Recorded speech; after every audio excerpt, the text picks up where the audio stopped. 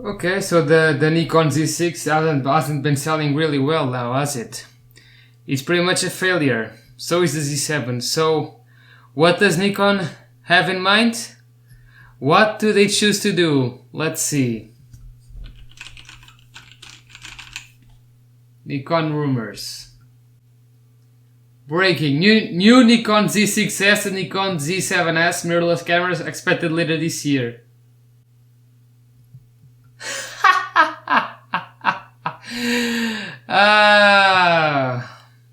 Let's talk about them.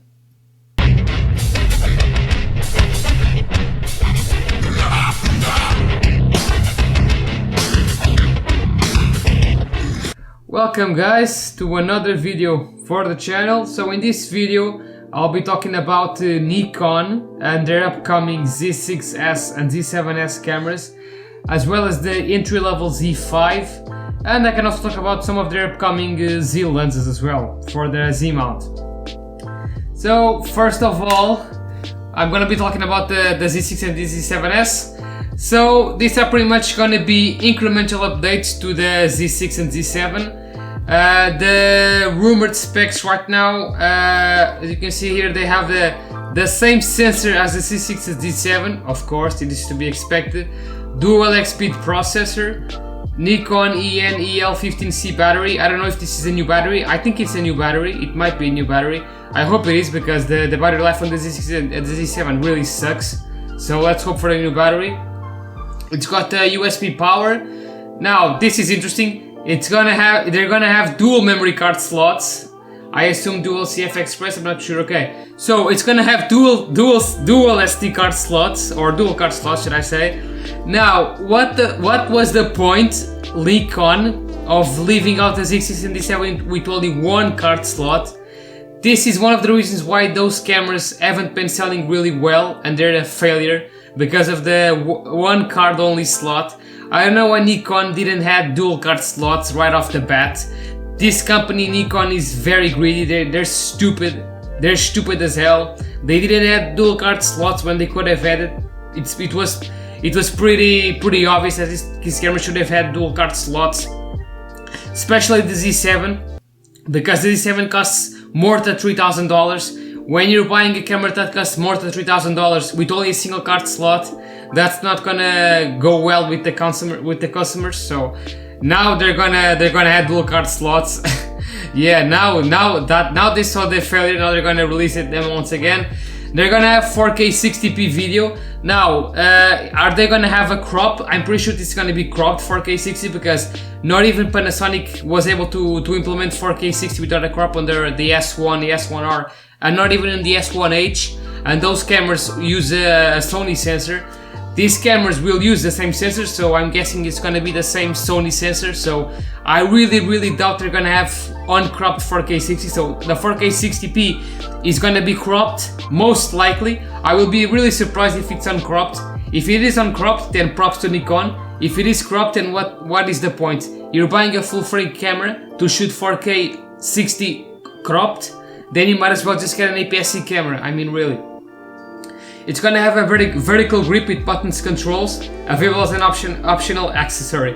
Okay, so this is another thing that they left out of the Z6 and Z7. They didn't have a true vertical grip. So now they're gonna add that.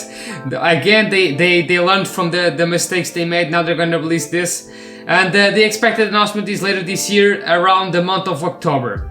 Of course, everything can be further delayed. Okay, so from what I can tell, these cameras are pretty much gonna be incremental updates. They're gonna be pretty much affixed to the Z6 and Z7. They will have dual memory card slots. They will have a better battery life, because the battery life sucks on the Z6 and Z7. They're gonna have the vertical grip this time, so support for that. And I mean, I can't really see anything more. I mean, 4K 60, is it gonna be uncropped? Is it gonna be cropped? I think it's gonna be cropped. Now, as far as the other video specs go, is it gonna have internal RAW? Now that will be nice, because the Z6 and Z7 do have RAW video, but you need to use an anonymous recorder, so that really sucks. Why not add RAW internally? Now that will have been great. And the final thing that I want to speculate is will these cameras have limited recording?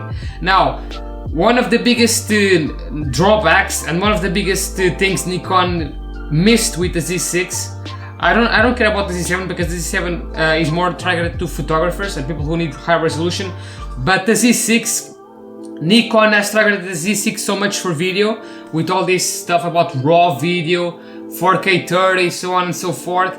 So why not add unlimited recording? I mean, Nikon, come on, are you afraid of overheating? I don't think the cameras overheat. I haven't seen people mentioning about them overheating like the Sonys do and the Fujifilms. Those cameras, I know that they overheat because I've seen people complaining about Fujifilm and Sony overheating, but I haven't heard of people saying that the Nikons overheat. So Nikon, please add unlimited recording, will ya? If the Z6 had unlimited recording, it would have sold much more. This is something that most people often don't recognize as much, but unlimited recording does help a lot. There's a lot of people that actually need unlimited recording, and it's especially good for YouTubing as well. You don't have to worry about the camera shutting down and having to push the button again to start recording again. It really sucks. I really hate that. And if these cameras do have unlimited recording, at least there's gonna be that. Now, as far as the prices, I'm expecting them to be a little bit more expensive than the Z6 and Z7 when they were launched. So I think the Z6, for example, is going to be about 2,500 or something like that. Probably about the same as the R6, so 2,400, 2,500, about somewhere about that line, because it's going to have 4K 60. The Z7 is going to be over $3,000, of course. But yeah, like, these cameras are pretty much stupid. This is the reason why Nikon is failing and why they're losing so much market share and selling very few cameras. It's because of stuff like this. Nikon as a company is really idiotic. They're very greedy. They don't know what people want. They always miss the mark, and now they're paying it. So these cameras are going to be pretty much what the Z6 and Z7 should have been. So the dual card slot and stuff like that. It's a little too late, Nikon, unfortunately. You're not really going to sell that well, I don't think. Even with the dual card slots and 4K 60, I don't think these cameras are really going to sell that well, unless they have unlimited recording and RAW internally. I can't see them selling that well. Also, is the IBIS going to be improved? I mean, the IBIS is better than the Sony cameras, but it's not really as great as Panasonic's, for example. So, are they going to improve the IBIS? And the autofocus as well? The autofocus is not really that great, so if they improve that, at least there's that, but I don't really see these cameras selling that well. Nikon really needs to come out with a Z8 or a D850 replacement, pretty much. That's the only way they're gonna be able to capitalize and get more sales. Otherwise, they're gonna sooner or later exit the market, just like Olympus have recently. So next I'm gonna go over the Nikon Z5. So it's gonna be the entry-level Nikon full-frame mirrorless camera. It's gonna be below the Z6, of course. There's already right here some camera mock-ups of the body. So it's gonna be pretty much similar to the Z6 and Z7, but it's not gonna have the top-down LCD screen, which I don't really care about. It drains a lot of batteries, so this way the camera can have a better battery life. If they even have the same battery or an even better battery, I don't know. But the form factor seems to be pretty much identical to the Z6 and Z7, so it's bound to be great, because I like the Z6. I have held the Z6 in hand, and it's pretty great ergonomically. So there's that. And right here we have some rumored specs. So the Z5 will have the same EVF as the Z6, so that's great. I've heard that the EVF on the Z6 is decent enough, so that's great. No top panel LCD, of course, because it's an entry-level camera, and that's mostly a professional level type thing to introduce in a camera. It's gonna have dual SD UHS 2 memory card slots, so it's kind of funny. This is really funny. The entry-level camera is gonna have dual card slots, but the Z6 and Z7 do not have dual card slots. It's so stupid, but oh well. It's gonna have a 24 megapixel full frame sensor, so it's gonna be the same as the Z6. Unsure if it's gonna be backside illuminated or not. It better be backside illuminated, so it's better in low light. It's gonna have IBIS. Okay, so this is good. It's gonna have IBIS, unlike the Canon EOS RP. Is the IBIS gonna be improved? We don't know. Magnesium alloy camera body, 1 million dots LCD screen resolution. That's decent enough. It's gonna have a new battery, so it's gonna be the same battery as the Z6s and Z7s. Okay, so let's hope for better battery life, because the battery life on the Z6, like I said, really sucks, as well as the Z7 and don't even get me started on the Z50. The Z50 is even worse, so let's hope the battery life is pretty good. It's gonna have USB-C camera powering, not just charging, so that's pretty great for the live streaming and stuff like that. You can put the camera on charge to record the long session, so that's pretty great. Now it's gonna have the same AF system as the Z6. This is kind of sad because the AF system, like I said, in the Z6 and Z7 are not really that great. So they might be able to upgrade them via firmware upgrade, but I don't expect much from this really. It's gonna have a 1.7 times crop in 4K and no slow motion option. This is to be expected because it's an entry-level full-frame camera, but again, like I said, if you're buying a full-frame camera to shoot 4K, you don't want it to have a video crop. You might as well just get an APS-C camera at that point. You might as well just get a Fuji X-T4, for example, if it's gonna be cropped. So this really sucks. It's gonna have 6 frames per second burst shooting. I don't care about that. Official announcement expected in the second half of July. I have conflicting reports on the exact date. Okay, so it's most likely to be announced at the end of this month. The camera will start shipping later this year. And now some new info right here. So it's going to be slightly smaller than the Z6. Of course, it's going to be smaller because it's an entry-level camera. It's going to have less buttons and stuff. The mode dial is moved to where the top LCD screen was on the Z6 and Z7, of course, to make up for that blank space. And the price has not yet been confirmed, but it should be between the Z50 and the Z6. My guess is around $1,400 with the 24-50 f4 6.3 kit lens. Okay, so the price is gonna be about $1,400 to $1,500. Okay, so it's gonna be a little bit more expensive than the USRP. It is gonna be better than the USRP, of course. But the thing is, it's almost the same price as the Sony A7 III now. The Sony A7 III now sells for under $2,000. Sometimes it goes on sale for $1,700. So I don't know. I mean, it's gonna have a 1.7 times crop in 4K, so it's gonna be even worse than APS-C. So I don't know. The IBIS is not gonna be improved, I don't think. The battery life we still don't know if it's gonna be any much better. So yeah, I mean, I don't know. This camera, I don't see it selling really that well. Nikon autofocus really sucks, like I said. Even now with phase detect, they still are not on par with Canon and Sony. So I really don't know. I think they're not really gonna profit much from this camera. $1,400 is close to almost the same as Fujifilm's APS-C cameras. So I think people will be better off with Fujifilm. So there's that. And then I'm gonna be talking about the upcoming Z lenses, of course. So they're gonna be launching 3 new lenses, Nikon. So it's gonna be the 24-50 f4 to 6.3, the 50mm f1.2, and the 14-24 f2.8. So first, the 24-50 f4 to 6.3 is gonna be the new kit lens for the Nikon Z5, I guess.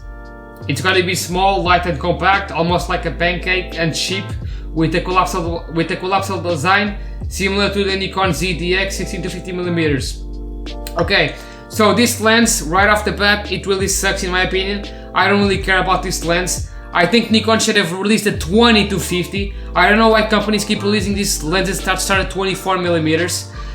Look at Panasonic, for example. Panasonic recently released their 20-60mm. It is also constant. I mean, it is also variable aperture, but at least it starts at 20mm. 20mm is so much better than 24. There's so many lenses that start at 24 already. There's a 24-105, 24-120, 24-70. There's so many lenses that start at 24, but not 20. This lens really should have been at 20-50mm. As for the aperture, it is variable, yes, but this was to be expected because this is supposed to be a kit lens. It would have been much better if it was constant f4 though, but they want to keep it small and compact, I guess. It's gonna be collapsible, so you're gonna have to extend it to start shooting. So that really sucks. It's gonna be it's gonna attract a lot of dust. So I don't really care about this lens. Next we have the Nikon Z50mm f1.2 S lens. This is going to be a pro lens because of the S designation. This is pretty much Nikon copying Canon, I guess. It's pretty much just Nikon copying Canon. Canon released their 51.2 last year, so now Nikon has to release the 1.2 as well. So yeah, I don't really care about this lens. It's gonna be massive. They're saying like it's gonna be massive, a massive solid lens with a lot of glass elements inside, similar in size to the Nikon Z24-70 f2.8s. The 50 f1.2 may also have the knocked lecture. So yeah, it's gonna be a knocked. So yeah, that's because it's a 1.2. I don't really care about this lens. It's gonna be massive. They're saying like it's gonna be massive. It's gonna have a lot of lens elements, and this really sucks because I don't think people realize is that the more elements you have in a lens, the worse it's gonna be in low lights. This is why some f2.8 lenses are worse than others, because they have a lot of lenses.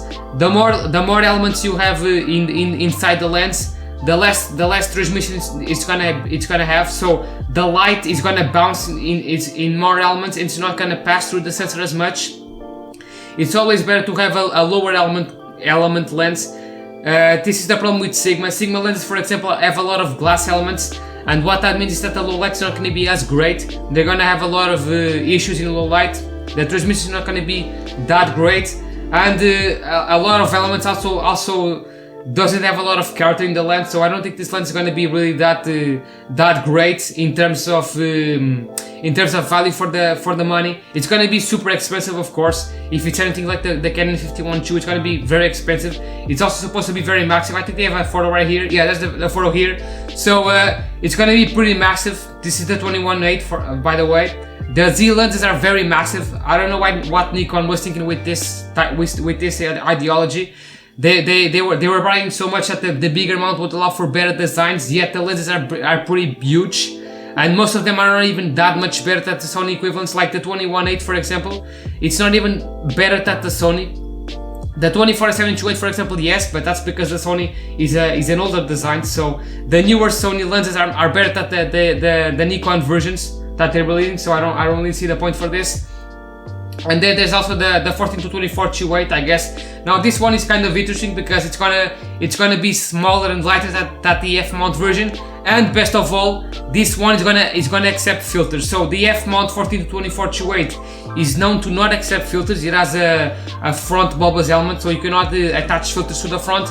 This one will actually be able to be filter ready, so you can attach filters to the front. So that's gonna be nice. It's also going to be small and lighter. Now, by how much I don't know. If it's about the same size as the Sigma 14-24-2.8, that's going to be nice.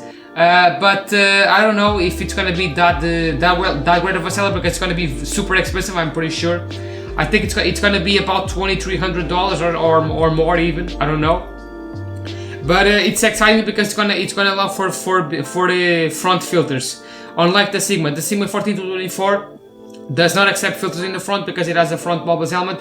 This one actually accepts filters, so it's gonna be more expensive than the Sigma. But then again, it's gonna allow for filters in the front, so at least there's that. Another thing, this lens is gonna be the only option, I guess, for Nikon, because the Sigma is not available for Nikon Z mount. It's only available for the L mount and the E mount of Sony. So for Nikon shooters, you're gonna have to either choose this one or the 14-30 f4, which is the f4 version, which has the collapsible design that I don't really like. So yeah, but this lens, the 14-24, this one is actually exciting. I guess, because it allows for the front filters. It's gonna be the first 14-24-2.8 to allow front filters in the front, and it doesn't seem to be that much bigger. Or should I say, it doesn't seem to be that big. It seems to be quite compact, I guess. I mean, here compared to the 51.2, it's actually smaller than the 51.2 by a lot. It's just a little bit longer than the 21.8, which is very ridiculous inside. By the way, that lens should have been much smaller. But this lens, I think it's gonna be the best seller of these three. Well, I mean, when you take into account professional and stuff, because the 24-50 is supposed to be a kit lens, so it's obviously gonna sell more than this one. But out of these three, the 14-24 is really going to be the best one, I think, in terms of value for the money. It's going to be super expensive most likely, but if it does perform really great, that's going to be nice. So those are pretty much the lenses they're going to be releasing. They're also going to be releasing in the future 24-105 lens. They're also expected to release a 200-600, I guess, as well. But those ones still don't have release dates. Now they're saying right here that the release date for this lens could be on the July 21, the announcement date.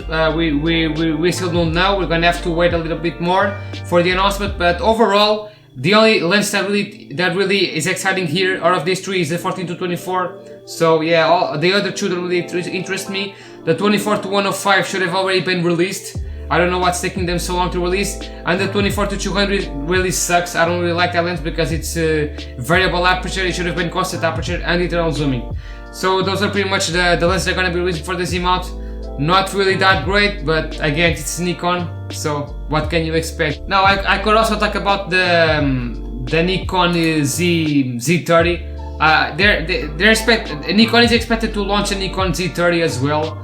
I don't know if there's a post right here about that camera, but Nikon is expected, or at least it's rumored. There's rumors about a Nikon releasing another APS-C camera that sits below the Z50, which is going to be the Z30.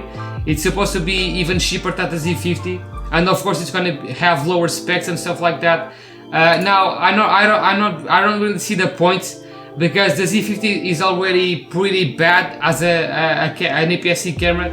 It's already crippled like crazy, so why release an even more crippled camera? I don't really get the point of it. Nikon really needs to come out with better lenses, more unique lenses like Canon is doing, unique focal lengths and smaller designs, because the designs they're coming out with are very expensive.